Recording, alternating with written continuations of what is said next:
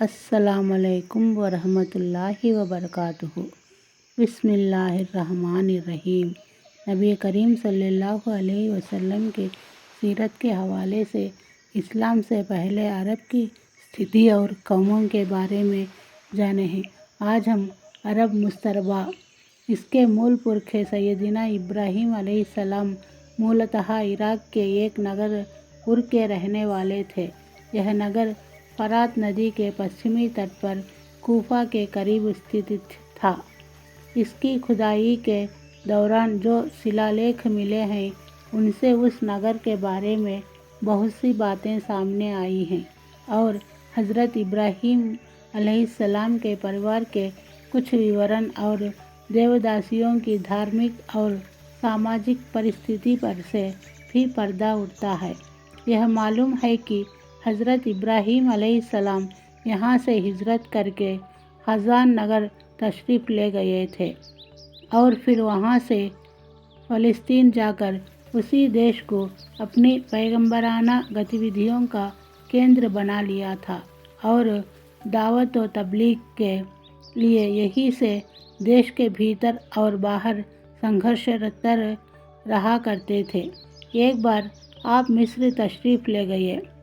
فرعون نے آپ کی بیوی حضرت سارہ کے بارے میں سنا تو ان کے بارے میں اس کی نیت بری ہو گئی اور انہیں اپنے دربار میں برے ارادے سے بلایا، لیکن اللہ نے حضرت سارہ کی دعا کے نتیجے میں اندیکھے روپ سے فرعون کی ایسی پکڑ کی کہ وہ ہاتھ پاؤں مارنے اور پھینکنے لگا۔ پھر حضرت سارہ کی دعا سے ٹھیک ہو گیا۔ 3 بار کی ایسی دشا سے اسے سمجھ میں آ گیا کہ حضرت سارہ اللہ کی بہت خاص اور قریبی بندی ہے، اور وہ حضرت سارہ کی اس وشیشتا سے اتنا پربھاوت ہوا کہ حضرت ہاجرہ کو ان کی سیوا میں دے دیا۔ پھر حضرت سارہ نے حضرت ہاجرہ کو حضرت ابراہیم علیہ السلام کی پتنی کے روپ میں پیش کر دیا۔ حضرت ابراہیم علیہ السلام حضرت سارہ اور حضرت ہاجرہ کو ساتھ لے کر فلسطین واپس تشریف لائے۔ پھر اللہ نے حضرت ابراہیم علیہ السلام کو ہاجرہ علیہ السلام کے پیٹ سے ایک بیٹا اسماعیل عطا فرمایا، لیکن اس پر حضرت سارہ کو جو نسنتان تھی بڑی شرم آئی اور انہوں نے حضرت ابراہیم علیہ السلام کو مجبور کیا کہ حضرت ہاجرہ کو ان کے نئے بچے سہیت دیش نکال دے۔ حالات نے ایسا رخ اپنایا کہ انہیں حضرت سارہ کی بات ماننی پڑی اور حضرت ہاجرہ اور بچے حضرت اسماعیل کو ساتھ لے کر حجاز تشریف لے گئے اور وہاں ایک چٹیل گھاٹی میں بیت اللہ شریف کے قریب ٹھہرا دیا۔ اس وقت بیت اللہ شریف نہ تھا، صرف ڈھیلے کی طرح ابھری ہوئی زمین تھی۔ باڑھ آتی تھی تو پانی دائیں بائیں سے کترا کر نکل جاتا تھا۔ وہاں مسجد حرام کے اوپری بھاگ میں زمزم کے پاس ایک بہت بڑا پیڑ تھا۔ آپ نے اسی پیڑ کے پاس حضرت ہاجرہ اور حضرت اسماعیل علیہ السلام کو چھوڑا تھا۔ اس وقت نہ مکہ میں پانی تھا، نہ آدم جاد، اس لیے حضرت ابراہیم نے ایک توشے دان میں کھجور اور مشکزے میں پانی رکھ دیا۔ اس کے بعد فلسطین واپس چلے گئے، لیکن کچھ ہی دنوں میں کھجور اور پانی ختم ہو گیا اور بڑی کٹھن گھڑی کا سامنا کرنا پڑا، پر ایسے کٹھن گھڑی میں اللہ کی مہربانی سے زمزم کا سوتا پھوٹ پڑا اور ایک مدت تک کے لیے روزی کا سامان اور جیون کی پونجی بن گیا۔ یہ باتیں عام طور سے لوگوں کو معلوم ہے۔ کچھ دنوں کے بعد یمن سے ایک قبیلہ آیا جسے اتہاس میں جرہم ودی کہا جاتا ہے۔ یہ قبیلہ اسماعیل علیہ السلام کی ماں سے اجازت لے کر مکہ میں ٹھہر گیا۔ کہا جاتا ہے کہ یہ قبیلہ पहले मक्का के आसपास की घाटियों में ठहरा हुआ था। सही बुखारी में इतना स्पष्टीकरण मौजूद है कि ये लोग मक्का में हज़रत इस्माईल अलैहिस्सलाम के आने के बाद और उनके जवान होने से पहले आए थे, लेकिन इस घाटी से उनका गुज़र उससे पहले भी हुआ करता था। हज़रत इब्राहीम अलैहिस्सलाम अपने छोड़े हुए की निगरानी के लिए कभी कभी मक्का तशरीफ़ लाया करते थे, लेकिन यह मालूम ना हो सका कि इस तरह उनका कितने बार आना हुआ। हाँ, ऐतिहासिक स्रोतों के उनका विचार है कि 4 बार आना साबित है, जो इस तरह है।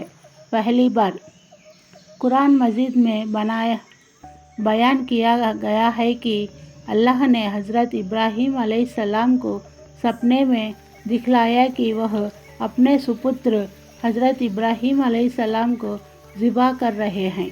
यह सपना एक प्रकार से अल्लाह का हुक्म था।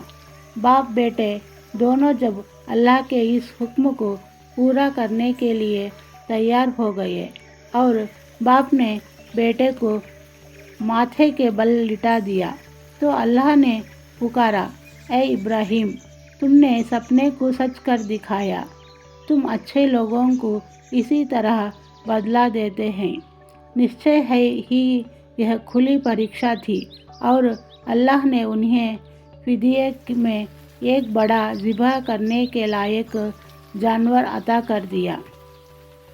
बाइबिल की किताब पैदाइश में उल्लेखित है कि हज़रत इस्माईल अलैहिस्सलाम हज़रत इसहाक अलैहिस्सलाम से 13 साल बड़े थे और कुरान से मालूम होता है कि यह घटना हज़रत इसहाक अलैहिस्सलाम के जन्म से पहले घटी थी, क्योंकि पूरी घटना का उल्लेख कर चुकने के बाद हज़रत इसहाक अलैहिस्सलाम के जन्म की शुभ सूचना दी गई है। इस घटना से सिद्ध होता है कि हज़रत इस्माईल अलैहिस्सलाम के जवान होने से पहले कम से कम एक बार हज़रत इब्राहीम अलैहिस्सलाम ने मक्के का सफ़र ज़रूर किया था। बाकी तीनों सफ़रों का विवरण सही बुखारी की एक लंबी रिवायत में है, जो इब्ने अब्बास रज़ियल्लाहु अन्हा से मरफ़ूआन रिवायत की गई है। उसका सार यह है।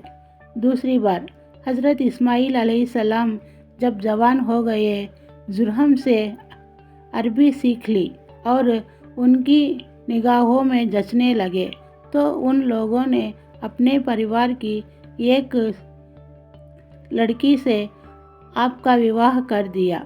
उसी बीच हज़रत हाजरा का देहांत हो गया। उधर हज़रत इब्राहीम अलैहिस्सलाम को ख्याल हुआ कि अपने छोड़े हुए को देखना चाहिए, चुनाचे वह मक्का तशरीफ़ ले गए, लेकिन हज़रत इस्माईल अलैहिस्सलाम से मुलाकात ना हुई। बहू से हालत मालूम किए, उसने तंगस्ती की शिकायत की।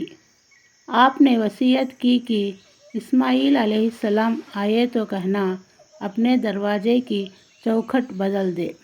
इस वसीयत का मतलब हज़रत इस्माईल अलैहिस्सलाम समझ गए, बीवी को तलाक दे दी और एक दूसरी औरत से शादी कर ली, जो अधिकतर इतिहासकारों के कथानुसार जुरहम के सरदार मजाज बिन अम्र की लड़की थी। इस दूसरी शादी के बाद एक बार फिर हज़रत इब्राहीम अलैहिस्सलाम मक्का तशरीफ़ ले गए, मगर इस बार भी हज़रत इस्माईल अलैहिस्सलाम से मुलाकात ना हुई। बहू से हालात मालूम किए तो उसने अल्लाह का गुणगान किया। आपने वसीयत की कि इस्माईल अलैहिस्सलाम अपने दरवाज़े की चौखट बाकी रखे और फ़िलिस्तीन वापस हो गए। इसके बाद फिर तशरीफ़ लाए तो इस्माईल अलैहिस्सलाम जमजम के करीब पेड़ के नीचे तीर गड़ रहे थे। देखते ही लपक पड़े और वही किया जो ऐसे मौके पर एक बाप अपने बेटे के साथ और बेटा बाप के साथ करता है। यह मुलाकात इतनी लंबी मुद्दत के बाद हुई थी कि एक नम्र हृदय और स्नेहशील बाप اپنے بیٹے سے اور آگناکاری بیٹا اپنے باپ سے مشکل سے ہی اتنی لمبی جدائی برداشت کر سکتا ہے۔ اسی بار دونوں نے مل کر خانہ کعبہ تیار کیا، بنیاد کھود کر دیواریں اٹھائی اور ابراہیم علیہ السلام نے ساری دنیا کے لوگوں کو حج کے لیے آواز دی۔ السلام علیکم ورحمۃ اللہ وبرکاتہ۔